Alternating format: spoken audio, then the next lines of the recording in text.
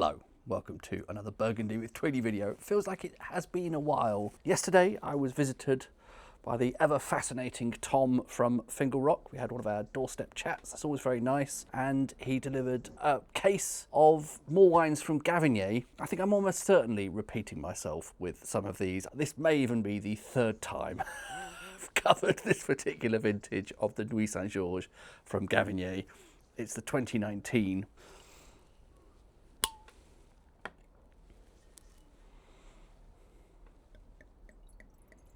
This time around I ordered a few more of the Nuits Saint-Georges from Gavignet and some more of the Haute Côte de Nuits wines. As I recall, this is on the dark side, isn't it, 2019? A lot of wines from 2019 did end up going relatively dark. That's a pretty dark, deep red. It's a bit of a gloomy day, which may not be helping, but I think that is on the darker side, isn't it? Nice, pretty, ripe, juicy, berry fruit sort of nose to begin with, possibly even a dusting of icing sugar there.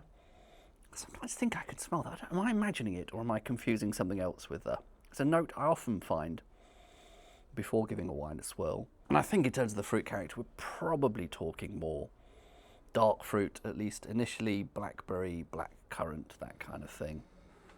See what changes with a bit of a swirl. That was already pretty nice without any swirling. After that, I would say a bit purer, a bit cleaner. That whiff of icing sugar or whatever that is, that's disappeared. Now getting a really nice concentrated scent of very ripe, very pure fruit, which I think again is hard to get away from blackcurrant and blackberries. It is that sort of dark fruit character, but it's a really lovely, pure, fresh, clean sort of expression of that. I think I've got a bit of cork in that, haven't I? Never mind.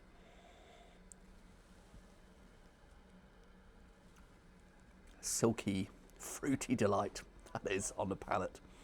Lovely. Again, I'm using the same words. Clean, pure, quite concentrated fruit.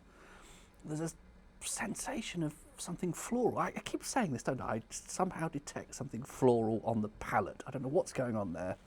My brain must be wired the wrong way to have this notion of floral notes as a taste rather than as a smell. Coming back to the nose, probably are some floral hints there as well. A really pretty expression of dark berry fruit, both on the nose and on the palate.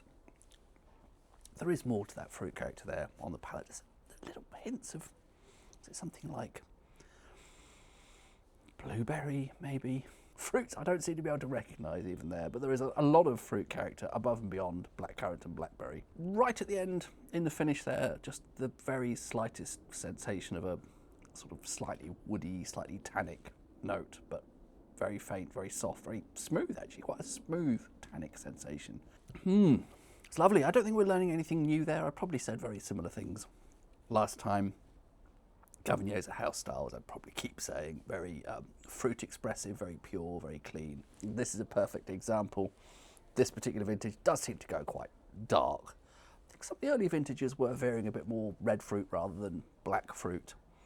This partly just seems to be a Burgundy-wide thing from 2019 onwards, and possibly even 2018 onwards. There's a lot more dark fruit. Does that sometimes just happen in warmer years? I don't think 2019 was an especially hot year in the way that you described 2018 as a hot year. It was a warm year with really good levels of ripeness, but sometimes that ends up as darker fruit. But I actually think that is a lovely expression of dark fruit.